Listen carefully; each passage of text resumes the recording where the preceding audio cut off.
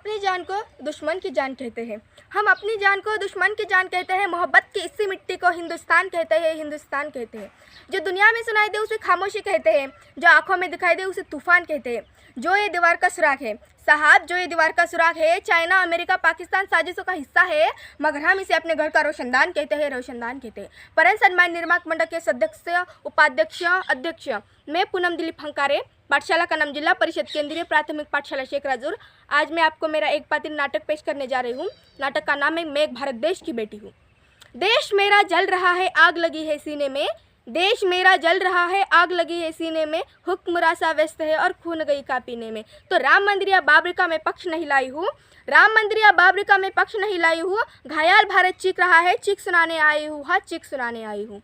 महोदय, दर्द से तब गुजरने लगता है जब हमारी आंखों के सामने ताज, पुलवामा, छत्तीसगढ़ में शहीद हुए जवानों के शत विशेष शरीर के टुकड़े, आज जले रेत की टीलों से ऊपर जाती हुई लाशों के ढेर और कश्मीर के लाल रंग से सनी हुई सड़कों के दृश्य सामने आते हैं। उस पर हमारे प्रतिपक्ष का कहना है कि मानव अधिकारों की रूपालना करते हुए हम आतंकवाद और उग्रवाद को माफ किया जा सकता है। महोदय, अब तो हमारा तिरंगा झंडा भी हमसे पूछने लगा है कि क्या बात है भारत, आजकल मुझे फहराने से ज़्यादा मैं कफन में दबाने की क्यों काम आ रहा हूँ। महोदय, हृदय तो उस दिन फट गया जब एक बूढ़ी माँ अपने बेटे के चित्रों को देखकर बोली कि साहब आप तो धरती का 1 इंच तक कम नहीं होने देते, तो फिर मैं अपने बेटे का आधा शरीर कैसे ले लूँ।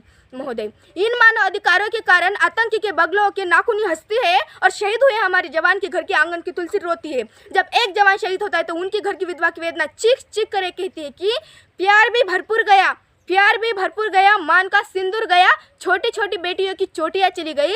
साहब आपके लिए तो एक आदमी मरा है, मेरे घर की तो रोटियाँ ही चली गई, रोटियाँ ही चली गई।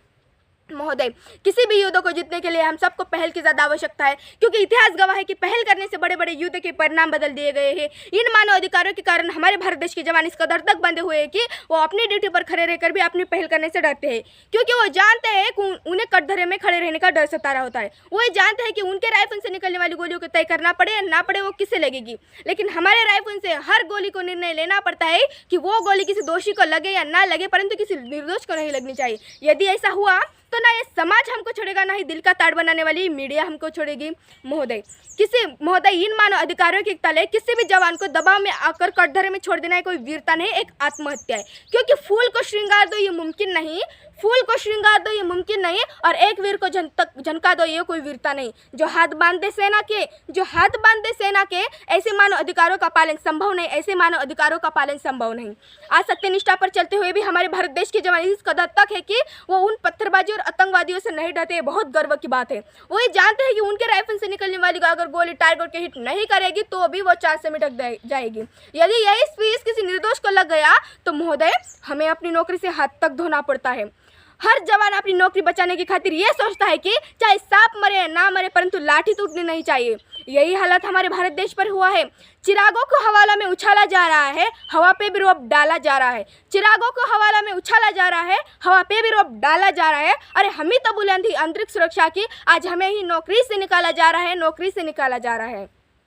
महोदय, जब फुलवाद में 44, छत्तीसगढ़ में 76 जवान शहीद हुए थे तो उनके नाम की दुहाई देने वाला उनके पक्ष पर खड़ा नहीं था। जब जेएनयू विश्वविद्यालय में एक देशद्रोही ने नारा लगाया कि भारत तेरे टुकड़े हो गए, अफजल हम शर्मिंदा है, तो सारी गाथा उनके पक्ष में आकर खड़े हो गई। तब क्या कहा था उस देशद्रोही ने, तुम एक अफजल को मारोगे, हर घर से अफजल निकलेगा, तो फिर मैं भारत की बेटी अपने भारतीय सेना की तरफ से ऐलान करती होंगी, उस घर मार घुसकर मारेंगे जिस घर से अफजल निकलेगा, वो कोख नहीं पलने देंगे जिस कोख से अफजल निकलेगा। उठो देश के वीर जवान, तुम सिंह बनकर दहाड़ दो, एक तिरंगा झंडा उसका नया के सीने में गाड़ दो, कन्हैया के सीने में गाड़ दो।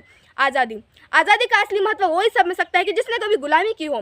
महोदय, हम बहुत सौभाग्यशाली है कि हमने स्वतंत्र भारत देश में जन्म लिया। यूँ तो दुनिया 1997 में पूरी जल चुकी थी, जो वर्षा बनकर 1947 को हमारा भारत देश स्वतंत्र हो गया। प्राचीन, मध्यकालीन, वर्तमान काल के भारत के उदाहरणों से मैं स्पष्ट करना चाहूँगी कि जब हम फसलों की फसल में फंसे थे तब वसंती डोला एक आवाज़ के टोले उमड़ आ जाते थे। उसे कहते हैं देशभक्ति, देश प्रेम। ना ये सरकार मेरा है, ना ये रब मेरा है, ना ये सरकार मेरा है, ना ये रब मेरा है, ना बड़ा सा नाम मेरा है। बस इतना ही गुरूर है मुझे कि मैं भारत की हूँ, अरे भारत मेरा है और भारत मेरा है।